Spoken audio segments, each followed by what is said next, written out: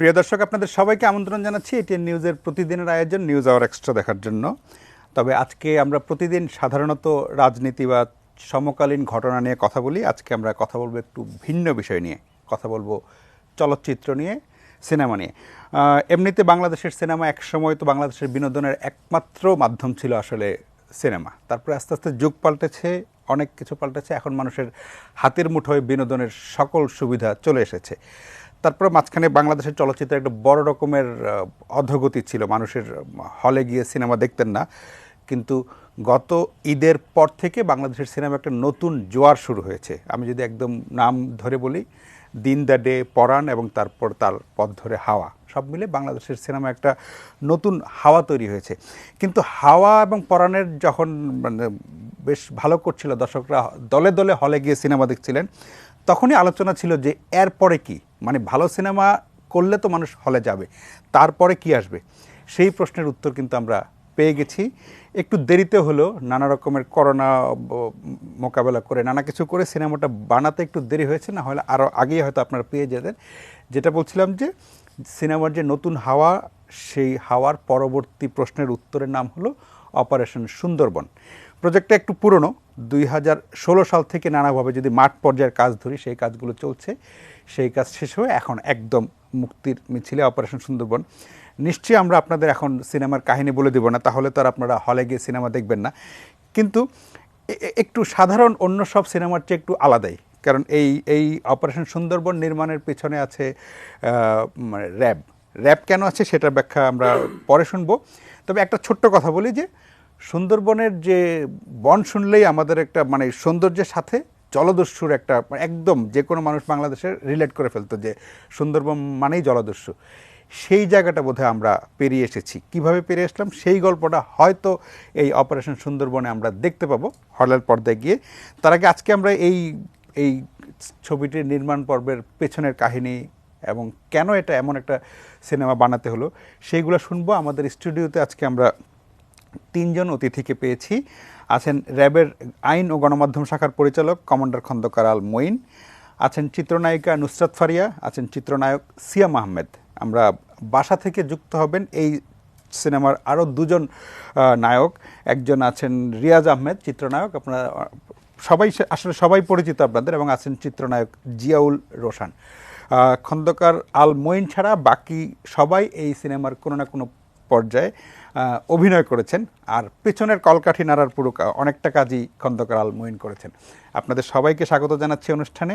আমি শুরু করব কমান্ডার খন্দকার আল মঈন আপনাকে দিয়েই, কারণ মানে আপনাদের কাজ হলো আইন শৃঙ্খলা বাহিনী, এর বাইরে আপনাদের গিয়ে মানে সিনেমা নির্মাণের সাথে নিজেদের সম্পৃক্ত করলেন, এই ভাবনাটা কিভাবে আসলো? এইটা আগে শুরুর গল্পটা একটু শুনে নিই আগে। ধন্যবাদ আপনাকে, ধন্যবাদ এটিএন নিউজকে। আপনি যথার্থই বলেছেন, দস্যুমুক্ত সুন্দরবন এটা আজকে শুনতে যত সুন্দর শোনায়, বাট এই দস্যুমুক্ত সুন্দরবনের আজকের যে এই অবস্থান, এটা কিন্তু এত সুন্দরভাবে হয়নি।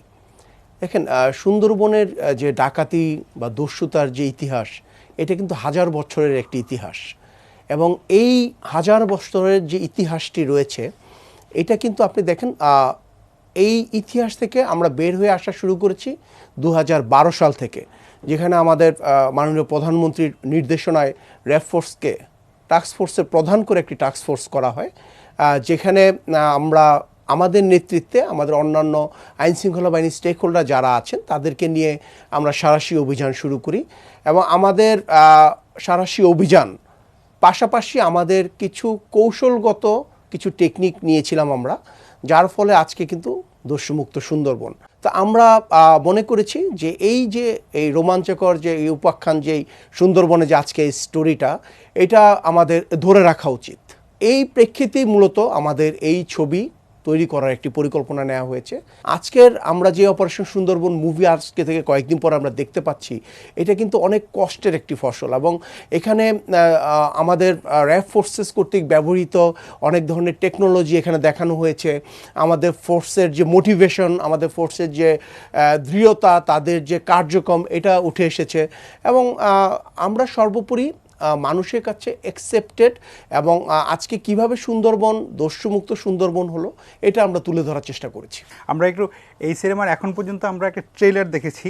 আমি আগেই বলেছি যে পুরো সিনেমার গল্প আপনাদের বলে দিব না, বা পুরো সিনেমা আপনারা হলে গিয়ে দেখবেন, শুধু একটু ট্রেলারটা দেখি। তাইলে খন্দকার আল মঈন এতক্ষণ যেটা বললেন যে অনেক কষ্ট করতে হয়েছে, কষ্টটা আসলে কি করতে হয়েছে সেটা একটু পর্দায় দেখলে আপনি বুঝতে পারবেন যে আসলে এই 60-70 দিনের শুটিং সুন্দরবনের গহীন অরণ্যে জিনিসটা আসলে মানে সব শুটিংয়ে অনেক কষ্টকর, কিন্তু এটা একটু অন্যরকমই হওয়ার কথা। একটু ট্রেলারটা একটু দেখি।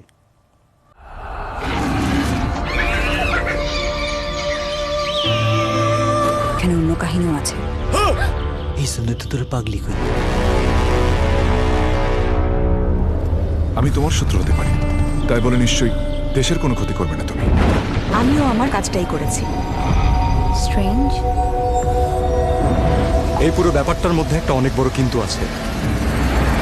সে কিন্তুটা কি? ওরা আমাদের চারপাশ থেকে ঘিরে ফেলেছে। এই বনে তারাই যেতে যারা বনটাকে নিজের হাতের এখান থেকে যেতে দেবেন না।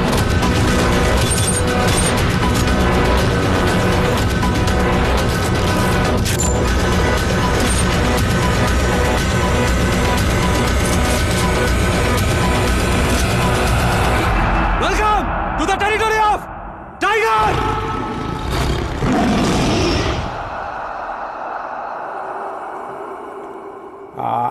আমি নিজেও খুবই মানে থ্রিল যে এরকম মানে সুন্দরবনের একই সঙ্গে সৌন্দর্য এবং রোমাঞ্চ দুইটাই পাওয়া যাবে আশা করছি যখন পর্দায় গিয়ে দেখব। আমি একটু অভিনেতা চিত্রনায়ক রিয়াজ আহমেদ, তার একটু ব্যস্ততা আছে, তার কাছ থেকে একটু শুনে রাখি, উনি হয়তো একটু আগে চলে যাবেন। যেন রিয়াজ আহমেদ, আপনি জীবনে অনেক ধরনের মানে চরিত্রে অভিনয় করেছেন। এই অপারেশন সুন্দরবনের যেই চরিত্রটি একই সঙ্গে একটু ভিন্ন মাত্রার এবং শুটিং স্পট সব মিলিয়ে আপনার অভিজ্ঞতাটা একটু আপনার কাছ থেকে শুনে রাখি। আমি দেখেছি বিগত দিনে যে কি কষ্ট করে আমরা ছবিটা করার চেষ্টা করেছি এবং র্যাব কিভাবে আমাদেরকে সাপোর্ট দিয়েছে, এবং আমার কাছে মনে হয় যে র্যাবের এই সাপোর্ট ছাড়া এই ছবিটা এভাবে শুটিং করা কারো পক্ষেই সম্ভব হতো না। আর আমি এখানে একজন ব্যাটালিয়ন কমান্ডারের চরিত্র অভিনয় আমার কাছে অভিনয় করার সময় খুবই ভালো লেগেছে। আমি অত্যন্ত আনন্দ নিয়ে কাজ করেছি এবং আমার খুব ইচ্ছা ছিল একটা প্রপার ইউনিফর্ম ক্যারেক্টার করার। সো পুলিশের বাইরে র্যাবের এই ক্যারেক্টারটা আমার কাছে অত্যন্ত মজা লেগেছে। শুটিংটা আসলে খুবই টাফ একটা জায়গায়, সুন্দরবনের মতো দুর্গম এলাকায়, যেখানে ইউনিট হারিয়ে যাচ্ছে, একটু পর পর খুঁজে পাওয়া যাচ্ছে না, 24 ঘন্টা পরে ইউনিটকে খুঁজে পাওয়া যাচ্ছে, এবং সেখানে লজিস্টিক সাপোর্ট, নানা রকম সাপোর্ট, বাঘের গন্ধ পাওয়া যাচ্ছে, এর মধ্যে গোলা বারুদ, রিয়েল আর্মস, অ্যামুনিশন, প্রচুর লজিস্টিক, র্যাবের হেলিকপ্টার 2টা। So it was a big arrangement, big shooting.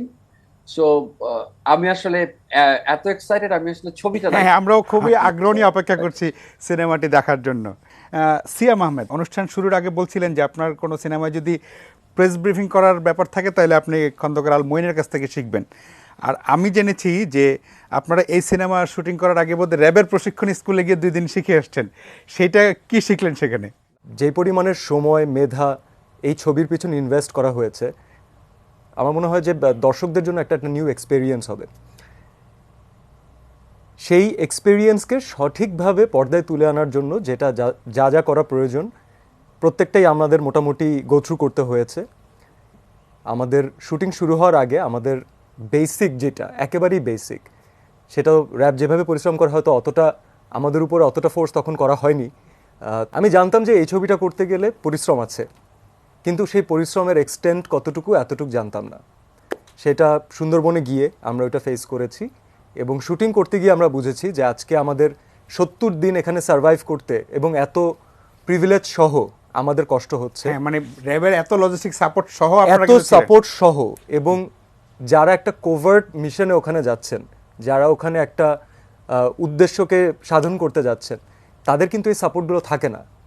In fact তাদের, আমি নিজে দেখেছি, আমার নিজের ক্যারেক্টারের ভিতরেই আছে সেটা, আমাদেরকে কিন্তু ডিসগাইজে অনেক সময় লোকাল মানুষজনের সাথে মিশতে হয়, কারণ তাদের কাছ থেকে ইনফরমেশন দরকার। তার থেকে বড় কথা হচ্ছে যাদের জন্য আপনি কাজ করছেন তাদের সাপোর্টটাও তো আপনাকে, আস্থাটা অর্জন করতে হবে আগে। তো সেই আস্থা অর্জন করার জন্য যতদিন আমরা চেষ্টা করেছি যে ডিসগাইজে এলাকাতে ঘোরার জন্য, বোট নিয়ে মাঝিদের সাথে মেশার জন্য, এই কাজটাই কিন্তু তাদেরকে বছরের পর বছর র্যাপ করে গেছে। এবং রিয়েল লাইফে করতে Real আপনাদের তো life-এ। বানানো এক Right, ধরনের, right. কিন্তু ওনাদেরকে কিন্তু একদম সত্যি সত্যি করতে হয়। রাইট। তো যখন ওইটা প্র্যাকটিক্যালি আমরা করার সুযোগ পেয়েছি তখন আমরা বুঝেছি যে এটা বাসায় বসে ভাবতে যেরকম লাগে এই ফিল্মটা মানে করাটা আসলে এটা কম্পিউটার গেমস না আর কি। না না না, একেবারেই না। আর এর জন্যই আমরা খুশি, এর জন্যই আমরা আনন্দিত, কারণ ফিল্ম তো আসলে আমরা অনেকভাবে দেখি। অনেক সময় রোম্যান্টিক ফিল্ম হয়, ফ্যামিলি ড্রামা হয়, তবে এই যে জনরাটা, যে ওয়াইল্ড লাইফকে দেখতে পারবে একটা ছবির মাধ্যমে। ইউনিফর্মের প্রতি রিয়াজ ভাই অলরেডি বললেন, আমারও একটা বিশেষ দুর্বলতা কাজ করতো। সেইখানে সেই ইউনিফর্মটা পরিধান করার মতো সুযোগ পাওয়া, সেই ক্যারেক্টারটাকে প্লে করা এবং রিয়েল লাইফ ইন্সপায়ার্ড মানুষজনের সাথে মিশে তাদের ক্যারেক্টারকেই স্ক্রিনে তুলে ধরা, এই পুরোটা না আমাদের সবার জন্য, আমাদের টিমের যতজন মেম্বার আমরা আছি প্রত্যেকের জন্য একটা জার্নি। এবং দীপন স্যার এবং র্যাবকে ধন্যবাদ অবশ্যই দিতে হবে যে অনেকেই তো আছেন, আসলে অনেকেই কাজ করছেন, কিন্তু আমরা কিন্তু সেই one of the few lucky ones যারা এই সুযোগটা পেয়েছি। এবং আর্টিস্ট হিসাবে আমার কাছে মনে হয় যে একদিন যখন আমরা সবাই হয়তো কাজ, কেউ তো সারা জীবনের জন্য কাজ করে না, ইটস আ ফ্যাক্ট, যখন আমরা কাজ শেষও হবে আমাদের, হয়তো ক্যারিয়ারটা পরন্তকাল থাকবে, তখন আমরা at least we can look back যে আমাদের এরকম একটা এক্সপেরিয়েন্স। স্মৃতিটাও আপনাদের অনেক অনেক আনন্দ দেবে হয়তো। আমি একটু জিয়াউল রোশন আছেন আমাদের সাথে সংযুক্ত হয়েছেন, একটু তার কাছ থেকে শুনতে চাই। যখনই মানুষ শুনবে যে র্যাব এই সিনেমাটার প্রযোজনা লঞ্চ হিসাব সব কিছু করেছে, তখন আমরা মানে মানুষ যদি ধরে নেয় যে এটা একটা র্যাবের প্রচারণামূলক সিনেমা, তাইলে মানুষ কেন এরকম একটা সিনেমা দেখতে হলে যাবে? দেখুন, প্রতিটা সিনেমার পেছনে কিন্তু একটা স্টোরি থাকে। তো সেই ক্ষেত্রে একটা ট্রু স্টোরির উপর বেস করে বাংলাদেশের একটা অনেক ভাইটাল একটা ইস্যু, যেখানে জলদস্যুদেরকে নির্মূল করার জন্য বাংলাদেশের একটা এলিট ফোর্স কাজ করেছে। তো সেই জিনিসটি তুলে ধরা হবে। আমার কাছে মনে হয় যে আসলে রেখামূলক কোনো কিছু সেখানে না, একটা ভালো স্টোরি যেটা মানুষের দেখা প্রয়োজন, যে একটা ইতিহাস সেটা মানুষের জানা প্রয়োজন।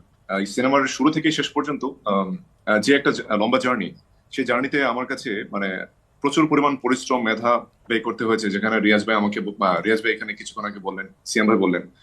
তো আমার কাছে মনে হয় যে so there is nothing to actually propagandize, এখানে কোনো কিছু র্যাবের ব্যক্তিগত প্রচারণার জন্য কোনো কিছু, আমি সেটা মনে করি। আমাদের স্টুডিওতে আছেন নুসরাত ফারিয়া, সবার অভিজ্ঞতা শুনলাম, এবার আপনার অভিজ্ঞতা শুনবো শুরুতে।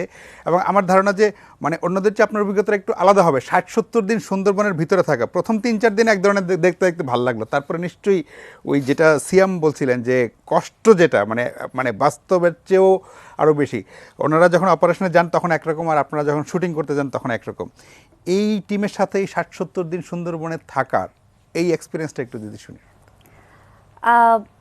শুরুর দিক থেকে আমি মানসিকভাবে রেডি ছিলাম, কারণ ওখানে যেটা সবচেয়ে বড় একটা ব্যাপার যে আমরা তো সবাই এখন অনেক বেশি ফোনের উপর নির্ভর, সবসময় কিছু একটা হলো আচ্ছা কথা বলার মানুষ নেই, ফোন দেখছি।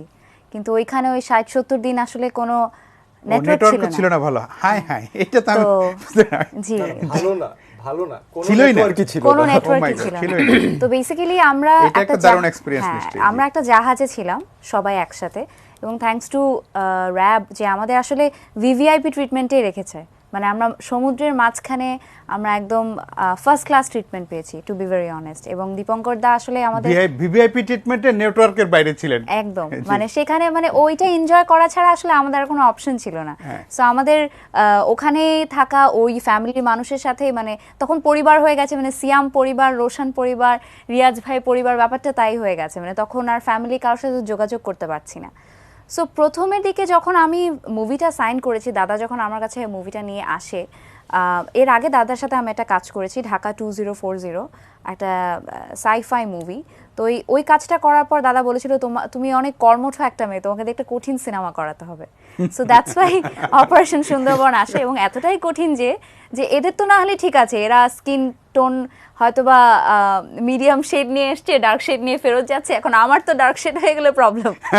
সো আমি তো গিয়েছিলাম একরকম, 35 দিন পর যখন বাসায় ফেরত এসেছি তখন তো দেখতে অন্যরকম লাগতেছে। তো এই মজার ব্যাপারগুলো ছিল। বাট কিন্তু এই যে ফিরে আসার পরের অভিজ্ঞতার অন্যরকমটা ভালো না খারাপ? অফকোর্স ভালো, কারণ অপারেশন সুন্দরবন মুভিটা আমার জন্য অনেক মানে অনেক কারণে স্পেশাল। কারণ ডিউরিং এই মুভি শুটে আমার বঙ্গবন্ধুর অফারটা আসে তখন আমি কনফার্ম হই যে I am casted for the role, এবং তখন যে এক্সাইটমেন্ট উইথ মাই টিম, কারণ তখন তো বাবা মাকে সেখানে আপনারা সেলিব্রেট করেছেন তো সেখানে আমি স্যাটেলাইট ফোনে জানতে পেরেছিলাম। তো এই মেমোরিজগুলো রয়েছে। অ্যান্ড দেন আমাদের খাওয়া দাওয়া থেকে শুরু করে কোনো কিছু একটা জরুরি কিছু লাগলে বোট আনতে যেত শহরে, সেটা ফেরত আসা, মানে ইটস এ ডিফারেন্ট এক্সপিরিয়েন্স।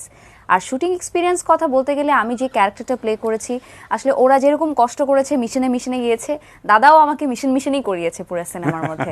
মানে খুব যে একটা কম, শুধু আমি ইউনিফর্মটা পরিনি, বাট তারপরও আমাকে কম খাটতে হয়, কিন্তু বাড়তি কোনো প্রিভিলেজ আপনি পাননি, তাদের সমান সমান পরিশ্রম করতে আসলে ওরকম ওরা নায়ক হয়ে যেরকম কষ্টটা করেছে আমি নায়িকা হয়ে ওরকম কষ্টই করেছি।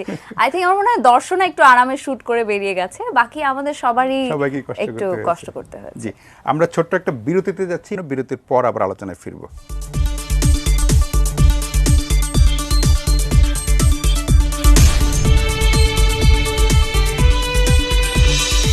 প্রিয় দর্শক, ফিরে এলাম আলোচনায়। কথা বলছিলাম অপারেশন সুন্দরবন নিয়ে। সিয়াম আহমেদ, আমি যদি একটু সুন্দরবন থেকে একটু বাইরে আসি, মানে আমি শুরুতে যেমনটি বলছিলাম যে বাংলা সিনেমার খারাপ দিন অনেক দিন বলছিলাম, কিন্তু গত 2 ঈদের কথা যদি বলি, আমি একটু শান থেকে, আমি একটু পিছনে যাই যদি, শান থেকে তারপরে ঈদের ছবি দিন দ্য ডে, পরাণ, তারপরে হাওয়া, এই যে একটা বাংলা সিনেমার একটা নতুন জোয়ার বা নতুন ধারা, আমি বলছিলাম যে সেই ধারার একটা, তখন অনেকেই বলছিল যে হাওয়ার পরে কি দেখতে হলে যাব, মানে আমার তো আবার আরেকটা সামনে কিছু থাকতে হবে। অপারেশন সুন্দরবন সেই প্রশ্নের জবাব নিয়ে আসলো। এই যে ধারাটা, একজন মানে চলচ্চিত্রের মানে কর্মী হিসাবে, নায়ক হিসাবে, অভিনেতা হিসাবে আপনার বাংলা সিনেমার এই নতুন জাগরণটা কেমন লাগছে? আমি যদি মন থেকে বলি তাহলে আমার কাছে মনে হয় যে আলহামদুলিল্লাহ। তার কারণ হচ্ছে এই সময়টা দেখার জন্য অথবা এটা এক্সপিরিয়েন্স করার জন্য যেভাবে দর্শকরা মুখিয়েছিলেন, ঠিক একইভাবে কিন্তু যারা আর্টিস্ট, যারা টেকনিক্যাল টিম, যারা ক্যামেরার পেছনে কাজ করছেন, স্ক্রিপ্টিংয়ের কাজ করছেন, ফাইন্যান্সার, সবাই এই সময়টার জন্য অপেক্ষা করছিলেন। আমাদের এত সুন্দর চলচ্চিত্রের ইতিহাস আছে, এত স্বর্ণালী যুগ আছে, কিন্তু দুঃখের বিষয় হচ্ছে যে আমাদের যখনই কিছু আসে তখন ন্যাশনাল ক্রাইসিসের সময় বারবার যেভাবে আমাদের স্বাধীনতা যুদ্ধের সময় রেফারেন্স দিতে হয়, যে 71-এ সবাই ঝাঁপিয়ে পড়েছিল, আমাদেরও সেই স্বর্ণালী যুগের রেফারেন্স বারবার দিতে হয়। তো আর্টিস্ট হিসাবে এটা আমাদের জন্য এক হচ্ছে যে একটা না পাওয়া থেকে যায়, আমরা নিজেরা কি করলাম অথবা আমরা কতটুকু দেখলাম, আমরা কতটুকু কন্ট্রিবিউট করতে পারলাম। হ্যাঁ, বাট এখন পর্যন্ত হয়তো আমরা সেভাবে কমপ্লিটলি সেই সব কিছু সেই সাপোর্টটা পাইনি অথবা নিজেদেরকে সেভাবে মেলে ধরতে পারিনি। তবে বলে না যে মর্নিং শোজ দ্য ডে, তো একটা জার্নি তো শুরু হতে হবে। সিনেমা হল থেকে অডিয়েন্সের চলে যেতে কিন্তু অনেক বছর সময় লেগেছে, তারা কিন্তু একদিনে চলে যায়নি। আমরা বারবার বলি যে ফ্যামিলি অডিয়েন্স কই, যারা ফিল্মের সবচেয়ে বড় অ্যাসেট ছিল আমার মনে হয় দর্শক হিসাবে। তো সেই ফ্যামিলি অডিয়েন্স যেহেতু অনেক দিন সময় নিয়ে চলে গেছেন, তাদের ফেরত আসতেও একটু সময় লেগেছে। তবে এটা খুবই পজিটিভ একটা জিনিস যে বেশ কিছু ছবি ভালো করছে, এবং যখনই কোনো ছবি ভালো করে একজন কর্মী হিসাবে, চলচ্চিত্রের একটা পার্ট অফ দ্য ইন্ডাস্ট্রি হিসাবে আমার মনে হয় আমাদের সবারই ভালো লাগে। আমাদের সবারই মন থেকে, অনেকে বলে না যে এই ছবি ভালো চলছে তাহলে তোমাদের নিজেরটা যদি ভালো না চলে তাহলে তো তোমাদের ভালো লাগার প্রয়োজন নেই। এটা অনেকের এইরকম মেন্টালিটি কাজ করে। এটা একটা চেইন, কিন্তু একটা ভালো করলে আরেকটার ওইটার প্রভাব পড়বে অবশ্যই। কেউ কখনো এটা বোঝে না যে একটা ছবি ভালো করা মানে হচ্ছে আরো 10টার মানে অপরচুনিটি ডোর মানে ওপেন করে দেওয়া। তো সেইখানে টেকনিক্যাল টিমরা যেভাবে ভালো কাজ করতে পারে, আর্টিস্টরা সেভাবে ভালো কাজ করতে পারে, একজন ডিরেক্টর তার গল্প বলার স্বাধীনতা পায়, একজন ইনভেস্টর তার মানি ব্যাক গ্যারান্টি পায়। This is a very good initiative যেটা শুরু হয়েছে, অডিয়েন্স সেই সাপোর্টটা দিয়েছেন দেখেই শুরু হয়েছে। তো অডিয়েন্সের উপরও হালকা একটু হলেও এখন সেই রেসপন্সিবিলিটি কিন্তু আছে যে যেই জার্নিটা আমরা স্টার্ট করতে পেরেছি একসাথে, সেটাকে একটু প্রলং করা, আরও সামনে নিয়ে যাওয়া। এবং শুধুমাত্র অপারেশন সুন্দরবন না, আমি ইন্ডাস্ট্রির একজন ইনসাইডার হিসেবে আপনাকে এতটুকু গ্যারান্টি দিতে পারি, মানে সামনে পাইপলাইনে আরো অনেক ভালো ডিসেম্বর ভালো পর্যন্ত আছে। আমাদের বেশ প্রমিজিং কিছু প্রজেক্ট আসছে। কিছু প্রজেক্টের সাথে আমরা জড়িত, কিছু প্রজেক্টের সাথে আমরা হয়তো জড়িত না, তবে দ্য প্রজেক্ট ইজ প্রমিজিং। এবার আপনার একটা ব্যক্তিগত প্রশ্ন করি, সেটা হলো যে মানে আমি কারো নাম বলবো না, কিন্তু এই সময় আপনাদের কি বেশ প্রতিদ্বন্দ্বিতা হচ্ছে, মানে আপনাদের সমসাময়িক যদি বলছি, এবং চ্যালেঞ্জ। এবং আমি মানে সামাজিক যোগাযোগ মাধ্যমে দেখেছি যে আপনার যতটা সম্ভাবনা ছিল মাঝখানে কেউ আপনাকে ছাড়িয়ে গেছে। এখন মানে আপনি কি ওই ভিতরে সেই চ্যালেঞ্জ ফিল করেন যে তাকে ছাড়িয়ে আবার সামনে চলে যেতে হবে আপনাকে, মানে কাজের মাধ্যমেই? ধরেন অপারেশন সুন্দরবন আপনাকে কতটুকু এগিয়ে দিবে, আমি যদি এইভাবে বলি। 100 মিটারের দৌড়ে আমরা 5 জন দৌড় দিচ্ছি না, 6 জন দৌড় দিচ্ছি না। আমার মনে হয় যে আর্টিস্ট হিসাবে অথবা যতটুকু আমি শিখতে পেরেছি খুবই কম, এক্সপিরিয়েন্সে অতটা বেশি হয়নি। তবে আমার কাছে মনে হয়েছে যে এইটা আমার জার্নি, এবং আমার ব্যক্তিগত জার্নিটা it's like a marathon.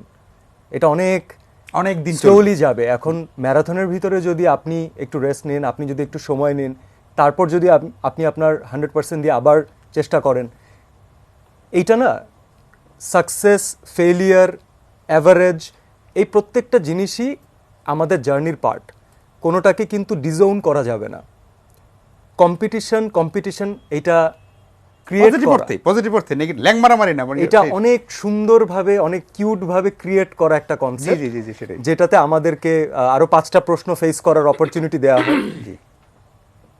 Internally আমার মনে হয় না যে এরকম কোনো কিছু মাথায় কাজ করে, কারণ আজকে আপনি এর সাথে কম্পিট করছেন, 2 বছর পর আরেকজন আসবে, তখন আপনি তার সাথে কম্পিট করবেন। আমাদের সিনিয়ররা কিন্তু কম্পিট করে করে আজ পর্যন্ত আপনার কাজ হলো আপনার কাজটা মনোযোগ দিয়ে করা, এবং মনোযোগ দিয়ে না শুধু, আমার কাছে মনে হয় যে মনোযোগের থেকেও সবচেয়ে বড় যে এলিমেন্টটা দরকার, দ্যাট ইজ অনেস্টি। আপনাকে কাজের সাথে আসলে অনেস্ট থাকতে হবে। আপনার ডেফিনেটলি লিমিটেশনস থাকতে পারে, প্রত্যেকটা মানুষেরই কোনো না কোনো লিমিটেশনস আছে।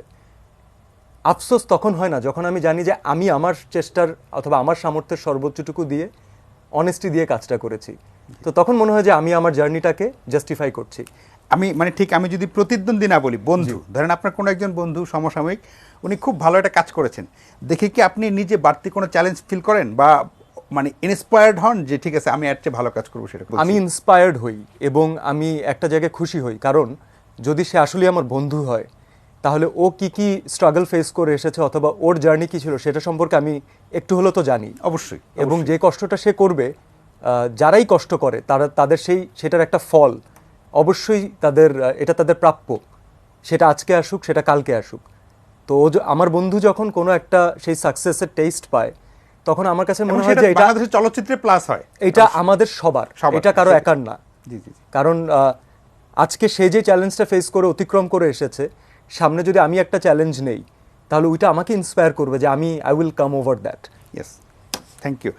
নুসরাত ফারিয়া, আমি যেটা শুরুতে বলছিলাম যে এক সময় ধরেন আমি আমার 80-র দশকের অভিজ্ঞতার কথা বলতে পারি। 80-র দশকে যখন আমরা কলেজে পড়ি তখন আমি লিখেছি অনেকবার যে সপ্তাহে কুমিল্লা থাকতাম, কুমিল্লায় 5টা সিনেমা হল ছিল, আমি 5টা সিনেমা দেখতাম সপ্তাহে।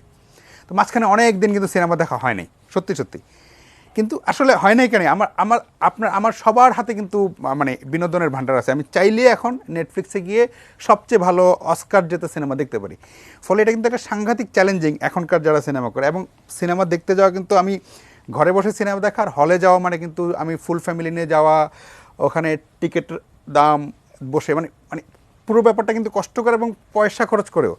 ফলে এই চ্যালেঞ্জটা আপনাদের জয় করা একটু আপনাদের কঠিন হয় যে মানুষ পয়সা খরচ করে গিয়ে আপনাদের সিনেমা এবং 2 ঘন্টা 2.5 ঘন্টা ধরে দেখবেন।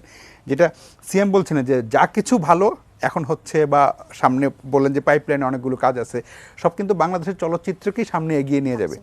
সেইটাতে আপনি এখনকার এই প্রজন্মের একজন অভিনেত্রী হিসেবে এই জার্নিটাকে এই মাঝখান থেকে নতুন জাগরণ, সামনে এগিয়ে যাওয়া, সেটাতে আপনি নিজেকে কিভাবে ফিট করেন বা কন্ট্রিবিউট করেন?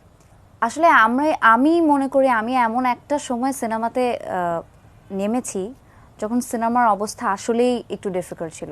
আমার শুরু হয়েছিল 2015-এ, বাট টেকনিক্যালি যৌথ প্রযোজনার সিনেমা দিয়ে যেহেতু শুরু হয়েছে, তো আমার মনে হয় ওই কোরবানি ঈদে আমি আমার ফার্স্ট মুভিতে আমি হিট কি জিনিস, সিটি তালি কি জিনিস বোরখা পরে গিয়ে দেখেছিলাম। এবং ওইটা যে মেমোরি, এটা আসলে ভোলার মতো না। তো 2015, 16, 17, 18 এই 4 বছর আমার 2 ঈদে সিনেমা রিলিজ হয়েছে এবং I actually tested that flavour, যে মানুষ সিনেমাটা কতখানি এনজয় করে আসলে এটা এবং সারা বছর কিছু হোক না হোক, ঈদের সময় যে মানুষ হলে টিকিট কেটে যে সিনেমাটা দেখার, এই যে হিট তকমাটা লাগা, এটা কিন্তু শুধুমাত্র ঈদের সময়েই আমরা দেখতে পাই। সিনেমাটা যখন অ্যাকচুয়ালি মানুষের কাছে পৌঁছে যায়, কারণ তখন একটা ফেস্টিভের মতন ব্যাপার থাকে। কারণ আমাদের তো সবার মতন এরকম প্র্যাকটিস নেই যে আমরা এভরি ফ্রাইডে মুভি দেখতে যাই, আর আমাদের অত ফ্রাইডেতে মুভি রিলিজও হয় না। বাট ওই একটা সময় পর্যন্ত I actually tested that flavour. এবং যখন আপনি বিরিয়ানি খেয়ে ফেলবেন তখন আপনার ভাত ডাল কিন্তু ভালো লাগবে না। So then the covid happened এবং কোভিড না শুধুমাত্র, দেন সোশ্যাল মিডিয়া, কোভিড সব কিছু মিলিয়ে, এবং যেটা বলছিলাম ও বলছিল যে প্রডিউসারদের কথা, এন্ড অফ দ্য ডে কিন্তু সিনেমা এমন ব্যবসায়ী, তো যদি ঘরে টাকা না আসে তাহলে তো সিনেমা কেউ বানাবে না। সো আপনার যতই ক্রিটিক্যালি এক্লেমড হোক না কেন, একটা মুভিকে কিন্তু বক্স অফিস সাকসেসফুল হতে হবে, টাকা উঠিয়ে নিয়ে আসতে হবে। যদি প্রডিউসার ঘরে টাকা না পায়, সে পরবর্তীতে একটা সিনেমায় বিনিয়োগ করবে না। তো আমাদের তখন তো আসলে বিভিন্ন জায়গায় স্ক্যাটার্ড হয়ে কাজ করা ছাড়া অপশনটা থাকবে না। So end of the day the goal has to be earn money through the entire process. So এই মুহূর্তে আমি যেটা, আমার কাছে মনে হয় যে একটা স্ট্যান্ডার্ড নিজের ক্রিয়েট করা, একটা বেঞ্চমার্ক ক্রিয়েট করার পর না, ওইটা কনসিস্টেন্সি ধরে রাখার জন্য নিজেকে অনেক মানে অ্যালাইন থাকতে হয়, নিজের চতুর্দিকটা অনেক খেয়াল রাখতে হয়। তখন টম ডিক অ্যান্ড হ্যারি করা যায় না, তখন you have to be very picky যে তুমি কি করছো, তুমি কোনটা করছো, তুমি right amount of project choose করছো কিনা, ওইটার থ্রুতে তুমি অডিয়েন্সের কাছে পৌঁছাতে পারছো কিনা। যেখানে we all know about our limitation. যেমন আমি খুবই সেলফ অ্যাওয়ার একটা পার্সন, আমি আমার নিজের মানে দোষ সম্পর্কে এতটাই ভালো জানি, সেজন্য আমি 200% দিয়ে সবসময় স্ক্রিনে কাজ করি, যাতে আমার এফোর্টের কারণে আমার দোষগুলো যেন ঢেকে যায়। সো এই প্রসেসগুলোর থ্রুয়ের মধ্য দিয়ে এই যে এখন নতুন একটা সিনেমার জোয়ার এসেছে, এই মুভিগুলো তো আসলে কোভিডের আগে তৈরি করা, স্পেশালি এটা তো আমরা 2019-এ শ্যুট করেছি, মাঝখানে যদি 2টা বছর না যেত তাহলে এটা অনেক আগে মুক্তি পেত। এবং এই কনসিস্টেন্সিটা যেটা একবার 2017-18 এর দিকে ড্রপ করেছে, এটা ড্রপ করতো না, এটা থাকতো, because that time it was a good time যখন মুভিজগুলো আসলে মানুষ হলে গিয়ে দেখছিল। এন্ড অফ দ্য ডে আমাদের জব হচ্ছে টু গিভ আওয়ার বেস্ট এবং দর্শকদের হলমুখী করা। যদি সেটা আমরা করতে না পারি তাহলে হলও বাড়বে না, সিনেমাও বাড়বে না, আর আমরা যে কোথায় যাব, that is another big question. Thank you. একটু জিয়াউল রোশনের কাছে যে আলোচনাটা সিয়াম এবং নুসরাত ফারিয়া করছিল, সেইখানে যদি আপনার কাছে আসি, যেমন একদম নুসরাত ফারিয়া শেষগুলো যেখানে যে হলও বাড়বে না, বাংলাদেশে একসময় বোধহয় 1400 বা 1500 হল ছিল সারা দেশে, এখন আমি ঠিক সংখ্যাটা ঠিক জানি না, কিন্তু 60-এর বেশি হবে না। তো ফলে মানে একটা খুব সিনেমা যে হিট সুপারহিটের কথা যেটা নুসরাত ফারিয়া বলছিলেন, হিট সুপারহিট সিনেমাও কিন্তু ধরেন হল যদি 60টা হয়, যত হিটই হোক, শেষ পর্যন্ত প্রডিউসার যদি টাকা না পায় তাহলে তো আসলে উনি এর পরের প্রজেক্টে বিনিয়োগ করবেন না। ফলে এই জায়গাটাতে কিন্তু সরকারেরও নিশ্চয়ই কিছু করণীয় আছে, যে এবং আমি জানি বর্তমান সরকার নানাভাবে, মানে মাননীয় প্রধানমন্ত্রী বলেছেন, তথ্যমন্ত্রী বারবার বলেছেন যে এই হলের সংখ্যা বাড়ানো এবং সিনেমার প্রতি তাদের দরদের কথা বলেছেন। আপনি এই প্রজন্মের সিনেমার মানে চলচ্চিত্রের একজন কর্মী হিসাবে, এই যে আমি যেটা তাদের দুজনের কাছে জানতে চেয়েছিলাম, সেই আপনার মানে ফিল্ডটা একটু জানতে চাই, যে মানে অপারেশন সুন্দরবন সামগ্রিকভাবে বাংলা চলচ্চিত্রের এই যে নবযাত্রা, সেই নবযাত্রায় আপনি কি করতে চান, কতটা অবদান রাখতে চান? জি, শাবনূর আপুর সঙ্গে আমার প্রায় 1 বছর আগে দেখা হয়েছিল, তখন আপু আমাকে একটা কথা বলেছিল যে রোশন, তুমি আমাদের সময় কেন আসলা না। উনি একটা বিষয় আক্ষেপ করেছেন যে তখনকার সময়ে যখন একটা সিনেমা রিলিজ হতো, নিয়ার অ্যাবাউট 3 মাস 4 মাস 5 মাস, এমনকি 1 বছর 2 বছর পর্যন্ত একটা সিনেমা চলেছে, তখন হয়তো বা আমাদের অ্যানাদার কোনো প্ল্যাটফর্ম ছিল না, বা ফেসবুক ছিল না, বা নেটফ্লিক্স ছিল না, বা ইন্টারনেট ছিল না। তখন আমরা মানে একটাই মাত্র বই ছিল, সেটা হচ্ছে সিনেমা হলে গিয়ে সিনেমা দেখা। তো সেই সুযোগটা আসলে এখন নেই। এখন মানুষের সময়ের সঙ্গে সঙ্গে গ্রাজুয়ালি মানুষের টেস্ট চেঞ্জ হয়েছে। মানুষ এখন ঘরে বসেই ইন্টারন্যাশনাল কোয়ালিটি সিনেমা দেখতে পাচ্ছে, হলিউড বলিউড সব ক্যাটাগরি সিনেমা দেখতে পাচ্ছে, এবং সেটা টিভিতে হোক, সেটা মোবাইল হোক, নানান প্ল্যাটফর্ম বের হয়ে গেছে, যেটার মাধ্যমে আমরা ঘরে বসে অনেক রকমের টেস্ট নিতে পারছি সিনেমা। তো সেই জায়গা থেকে এখন আমাদের চ্যালেঞ্জটা অনেক বেশি। এখন ওই পার্সপেক্টিভ থেকে চিন্তা করলে তখনকার সময়ে মানুষ যতটা মানে উৎসাহ উদ্দীপনা নিয়ে সিনেমা বানাতো এবং সিনেমা দেখতো, অডিয়েন্স একটা ইস্যু, এবং আমরা আমাদের জায়গা থেকে আমরা একটা ইস্যু। আমরা যখন সিনেমা বানাই তখন আমাদের এক্সপেকটেশন থাকে যে মানুষ হুমড়ি খেয়ে সিনেমা হলে গিয়ে ওইটা দেখবে, কিন্তু সেই কোয়ালিটির সিনেমা আসলে নির্মাণ হচ্ছে কিনা সেটা আসলে একটা বিষয়। আর তাছাড়া মানুষের টেস্ট অনেক বেশি আপগ্রেড হয়ে গেছে, মানুষ এখন যাচ্ছে তাই সিনেমা আসলে দিলেই সিনেমা হলে গিয়ে সিনেমা দেখে না। তবে আমি কিন্তু কখনো আশাহত হইনি, যখনই মানুষ বা কোনো বড় বড় অ্যাক্টররা বা প্রবীণ অ্যাক্টররা যখন আমাদেরকে বলতেন যে খুব খারাপ সময় তোরা এসেছিস, আমি কিন্তু একবার আশাহত হইনি। আমি কিন্তু সবসময় স্বপ্নটা অনেক বড় করে দেখি, এবং আমার বিশ্বাস যে সিনেমার যে সময়টা এখন চলছে, সেই সময়টা অবশ্যই চেঞ্জ হবেই। দেখুন, এই রিসেন্ট টাইমে গত ঈদ থেকে ধরে যে সিনেমাগুলো রিলিজ পেয়েছে, প্রত্যেকটার কিন্তু ভালো রেসপন্স পেয়েছে। এবং আমরা কিন্তু আসলে এই যে সবসময় একটা কথা বলতাম যে সিনেমার সময়টা চলে গেছে, মানুষ এখন সিনেমা দেখবে না, এখন কিন্তু আমরা দিস ইজ ভেরি স্পেসিফিক। আমরা কিন্তু এখন জানি যে আমাদের কি করতে হবে, কি করলে মানুষ সিনেমা এসে হলে দেখবে। মানুষের কিন্তু আসলে সিনেমা দেখার আগ্রহটা হারিয়ে যায় না, আগ্রহটা আছে, শুধু ভালো সিনেমা আমাদের দরকার। তো আমার মনে হয় যে আমাদের জায়গা থেকে হল আসলে এখন যে কয়েকটা আছে, আমাদের প্রাইম মিনিস্টার যে প্রতিটা সিনেমা হলকে বা হল মালিকদেরকে ভর্তুকি দেওয়ার যে সিদ্ধান্তটা নিয়েছেন, সেটা ডেফিনেটলি অনেক আশা জাগিয়েছে আমাদের মধ্যে। আমি আমার জায়গা থেকে আমি যতটুকু আমার যে কয়েকটা সিনেমায় রিলিজ পেয়েছে, আমি হল ভিজিট করতে গিয়ে আমি যেটা দেখেছি যে বাংলাদেশে ঢাকার বাইরের এমন কিছু সিনেমা হল আছে যেখানে আপনি আপনি আপনি বা আমি গিয়ে 10 মিনিট গিয়ে বসে সিনেমা দেখতে পারবো। তার রিজনটা শুধুমাত্র স্ক্রিনের কোয়ালিটি নয়, সাউন্ড কোয়ালিটি, প্লাস হচ্ছে সেখানে শীতাতপ নিয়ন্ত্রিত কোনো পরিবেশ নেই। গরমের মধ্যে দিনের বেলা আমি শুধু সন্ধ্যার দিকে হল ভিজিট করতে গিয়ে হলে আমি 10 মিনিট বসে থাকতে পারিনি। আমার কাছে মনে হচ্ছিল যে আমি অসুস্থ হয়ে যাচ্ছি, সিক হয়ে যাচ্ছি। তো এই যে সিনেমার এনভায়রনমেন্টটাকে চেঞ্জ হওয়া, আমি দর্শকদের সঙ্গে আমি বলছিলাম যে আপনাদের এই হলটা যদি এয়ার কন্ডিশন করা হয় বা এই সাউন্ড সিস্টেমটা যদি আপডেট করা, আপনার কি সিনেমা এর থেকে এখন যতটুকু সিনেমা দেখছেন তার থেকে বেশি সিনেমা দেখবেন? তখন সবাই একটা পজিটিভ ভাইবস দিয়েছে যে যদি শীতাতপ নিয়ন্ত্রিত প্রতিটা সিনেমা হল হয় এবং প্রত্যেকটা সিনেমা হলে মেক শিওর করতে হবে যে প্রতিটা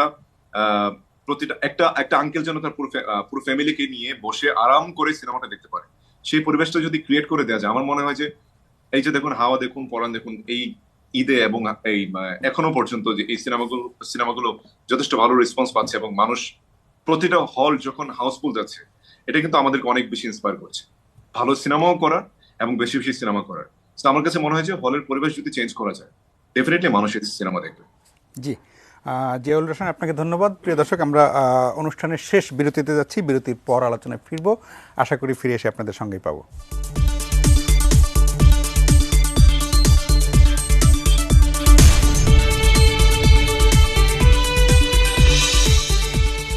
প্রিয় দর্শক, ফিরে এলাম আলোচনায়। কথা বলছিলাম অপারেশন সুন্দরবন নিয়ে, যেই সিনেমাটি 23শে সেপ্টেম্বর মুক্তি পাবে এবং আমরা মানে হলে যেহেতু গল্পটা এখনো জানি না, তবে এটা এখন এই এতটুকু আলোচনা এটা বুঝতে পেরেছি এই সিনেমায় আপনার মানে দর্শকের 2 ঘন্টা আটকে রাখার মতো সব উপাদান আছে। ক্যামেরার চমৎকার কাজ, আপনি সুন্দরবনকে অন্য চোখে দেখতে পাবেন। প্রেম, ভালোবাসা, মানে অ্যাকশন, রোমান্স, যা যা চায় একটা সিনেমার জন্য সব কিছু একদম ভরপুর প্যাকেজ। আমরা অনুষ্ঠানের শেষ দিকে চলে এসেছি। কমান্ডার খন্দকার আল মঈন, একটু ছোট ছোট করে শুনে নিব। প্রথমে আমি মানে একজন সিনেমার দর্শক হিসেবে আপনাকে এবং আপনাদের র্যাবের বাহিনীকে অভিনন্দন জানাচ্ছি যে আপনারা এমন একটি বড় প্রজেক্ট হাতে নিয়ে মানে সিনেমার একটা বড় ধাপ, যেমন যারা অভিনয় করেছে তারা বলছিল যে এটা আসলে র্যাব সাথে না থাকলে এরকম একটা সিনেমার প্রজেক্ট আসলে নেওয়া যেত না, কারণ একদম হেলিকপ্টার থেকে শুরু করে রিয়েল সিকিউরিটি থেকে শুরু করে সব কিছু, রিয়েল এমুনেশন সব মিলে হতো না। তো ফাইনালি গিয়ে যখন কাজটা শেষ পর্যন্ত হয়েছে, এখন আপনাদের আসলে যে দর্শক যদি হলে এসে দেখে তাহলে আপনাদের 16 কলা পূর্ণ হবে, সেই জায়গাটা একটু দর্শকদের জন্য যদি কিছু বলেন। আর হলো যে আপনাদের তো আরও অনেক রকমের অপারেশন আছে, এটা তো এক সুন্দরবন গেল, আমরা দেখেছি জঙ্গিবাদের বিরুদ্ধে আপনাদের অনেক সাফল্য গাথা আছে। আপনাদের আর কোনো ভবিষ্যৎ পরিকল্পনা আছে কিনা? ধন্যবাদ আপনাকে। র্যাব ওয়েলফেয়ার অ্যাসোসিয়েশন যেটা আছে, এখানে একটি বিষয় বলা উচিত। আমরা যখন এই মুভিটি প্রযোজনা করেছি, প্রযোজক হিসেবে এই মুভিটা যেন একটা সর্বোচ্চ কোয়ালিটিফুল একটা মুভি হয়, এটা দিয়ে কিন্তু আমরা নজর দিয়েছি। এবং এই মুভির প্রতি যেন আমাদের দেশের সম্মানিত নাগরিক তারা যেন আকৃষ্ট হয়, তারা যেন হলকে ভালোবেসে মুভি দেখতে আসে, এটার জন্য আমাদের যে সকল জায়গায় অ্যানালাইসিস করা প্রয়োজন, যাদের সাথে কথা বলা প্রয়োজন, দীপন সহ আমরা প্রযোজক সংস্থা RAB welfare cooperative society, not as a RAB forces, আমরা কিন্তু মানুষের কাছে গিয়েছি।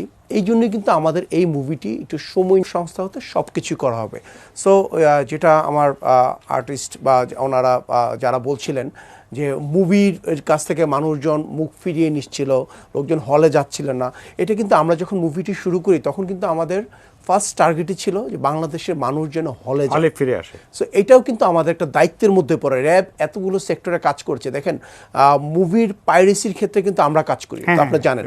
সো আমরা যেখানে মুভি পাইরেসি হচ্ছে কিনা, এবং এই যে আপনি হাওয়া, পরাণ, এই সকল মুভি পাইরেসি হচ্ছে কিনা, আমরা কিন্তু অ্যাক্টিভলি কাজ করছি, নিয়মিত কাজ করছি। সো আমরা এতদিকে কাজ করছি, আর বাংলাদেশের মানুষ হল বিমুখ হচ্ছে, তাদেরকে হলমুখী কেন র্যাব করবে না? সো এলিট ফোর্স হিসেবে আমরাও এই দায়িত্ব নিজে থেকে নিয়েছি এবং প্রযোজক সংস্থা হিসেবে যা যা করা প্রয়োজন একটি মুভিকে কালারফুল করতে, মানুষের কাছে অ্যাকসেপ্টেন্স মানুষের কাছে বাড়ানোর জন্য, মানুষ যেন মুভি দেখতে আসে, সব কিছু এখানে করা হয়েছে। এবং আশা করি আমরা যখন 23শে সেপ্টেম্বর মুভিটি হলে আসবে, আপনারা যখন হলে যাবেন তখন কিন্তু এই সব কিছুই আপনারা পাবেন। জি জি, সিয়াম আহমেদ, ছোট্ট করে শেষ দিকে চলে এসেছি। জিয়াউল রোশন যেটা বলছিলেন যে সিনিয়র অ্যাক্টররা বলতেন যে তোমরা খুব খারাপ সময় এসেছো, এই খারাপ সময়টা কি আপনি কতটা আশাবাদী কেটে যাবে? মানে এই অপারেশন সুন্দরবন দিয়ে কি কেটে যাওয়ার পথে আরেক ধাপ এগুলেন আপনারা?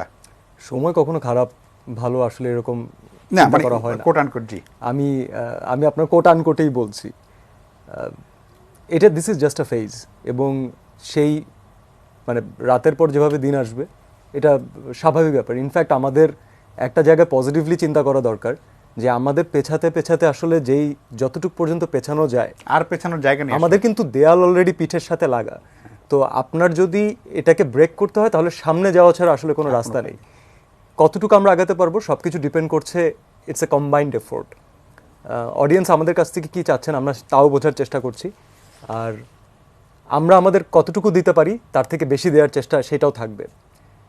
তো যেহেতু আমাদের এই ছবিটার পিছনে ওই কম্বাইন্ড এফোর্টের যে কথাটা বললাম, সবসময় নিজের নিয়ত ঠিকঠাক থাকলেই না আসলে একটা ছবি কমপ্লিটলি ভালো হয়ে আসে না।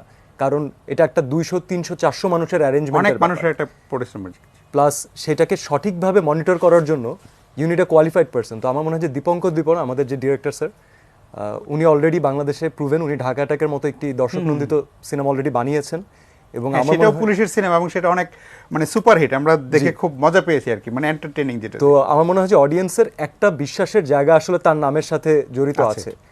আর এর পরবর্তীতে র্যাবের জন্য মানুষের যে কমন মানুষের যে ইন্টারেস্ট, সুন্দরবনের জন্য যে আগ্রহ, এবং আলটিমেটলি আমাদের গল্পটা জলদস্যুদেরকে কিভাবে করে সেখান থেকে সেই দস্যুতাকে একটা পরিসমাপ্তি ঘটলো, প্রত্যেকটা পয়েন্ট আমার কাছে মনে হয় যে হাইলাইটিং সুন্দরবন, প্রত্যেকটা পয়েন্ট খুব ঠিকঠাক এন্টারটেইনিং ফ্যাক্টরের জায়গা থেকে অথবা কানেকশনের জায়গা থেকে। So now let's hope for the best, কারণ আমরা আমাদের জীবনের একটা, আমার মনে হয় একটা ইম্পর্টেন্ট সময় এই ছবির জন্য দিয়েছি। খুবই ইম্পর্টেন্ট একটা সময় সবার জন্যই।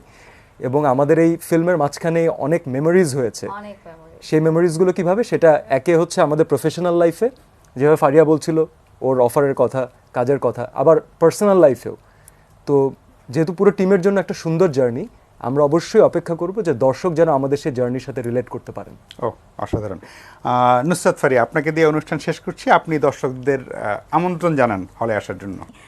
অনেক অনেক ধন্যবাদ জানাতে চাই র্যাবকে, because of giving us this beautiful opportunity, Dipankar দাকে এবং যারা আমাদের সাথে সবসময় ছিলেন ভাইয়াদেরকে, বিকজ ওনাদের সাপোর্ট ছাড়া আসলে আমরা কোনো দিনই এই সিনেমাটার অংশই হতে পারতাম না। এবং আমরা যে জার্নিটা এক্সপিরিয়েন্স করেছি, আসলে বাবা মার সাথে কথা বলিনি, অন্য কোনোভাবে কেউ পারবে না, এটা পারবে না। আসলে বাবা মার সাথে 40 দিন কথা বলিনি, খেয়েছি যেটা দিয়েছে সেটা, কোনো 19-20 কোনো নখরা করতে পারিনি। অনেক ভালো খাবার দিয়েছে কিন্তু কোনো নখরা করতে পারিনি, কারণ জানি লিমিটেড রিসোর্স। আমরা একটু নায়িকা মানুষ, আমাদের তো নখরা করা মানায়, ওগুলো করতে পারি, আমাদের তো নখরা করা মানায়। সো সেই নখরাগুলো করতে পারিনি। তারপর অনেক লিমিটেশনস ছিল, বাট তারপর উই ওয়ার হ্যাপি। আমরা যে 40 দিন শুট করেছি, we were happy, we were A team. আমরা শুটিং শেষ করে সব একসাথে ডিনার করতাম, এন্ড দেন প্রতিদিন সকালবেলা আমি সিয়ামকে ঘুম থেকে উঠেছি, চল লেট করিস না, আজকে তাড়াতাড়ি প্যাক আপ হয়ে যাবে। All this beautiful memories we have, এবং ওই মেমোরিগুলোরই একটা প্রতিচ্ছবি আপনারা দেখতে পাবেন 23 সেপ্টেম্বর। আপনাদের সবাইকে অনেক ধন্যবাদ। প্রিয় দর্শক, মানে যারা অভিনয় করলেন এবং এই 60-70 দিন সুন্দরবনে থাকলেন, তাদের যেই মানে এটা বলার জন্য বলে না, তাদের বলার ভঙ্গিতে যে আনন্দটা উপচে পড়ছিল, যে অভিজ্ঞতাটা, সেটা আশা করি আপনারা পর্দায় গেলে দেখতে পাবেন। আর শুরুতে যেমনটি বলছিলাম যে সুন্দরবন বললেই আমরা জলদস্যু শব্দটি চলে আসতো এতদিন, আশা করি ইতিমধ্যেই বাংলাদেশ মানে সুন্দরবন জলদস্যু মুক্ত হয়েছে। এই সিনেমাটির মাধ্যমে আমরা সুন্দরবনের সৌন্দর্যকে ফিল করব। আর শুধু মানে কেউ যেন ভাববেন না যে সুন্দরবনের সৌন্দর্যের ডকুমেন্টারি, ব্যাপারটা তেমনও না। হয়তো যারা কাজ করেছেন, নুসরাত ফারিয়া দাবি করছিলেন যে রোমান্স, থ্রিল, প্রেম, ভালোবাসা, অ্যাকশন সব কিছু, মানে একটা সিনেমার ফুল প্যাকেজ বলতে যা বোঝায় তাই আছে অপারেশন সুন্দরবনে। আপনারা হলে গিয়ে সিনেমা দেখুন। বাংলা সিনেমার যেই নতুন হাওয়া উঠেছে, যে নতুন জাগরণ সৃষ্টি হয়েছে, সেইটা টিকিয়ে রাখতে হলে দর্শকদের হলে যেতে হবে, এছাড়া আর কোনো কিন্তু উপায় নেই। ভালো সিনেমা বানানোর দায়িত্ব পরিচালক প্রযোজকদের, আর আমাদের দর্শকদের দায়িত্ব সেটা হলে গিয়ে দেখা। ভালো থাকবেন সবাই, সাবধানে থাকবেন।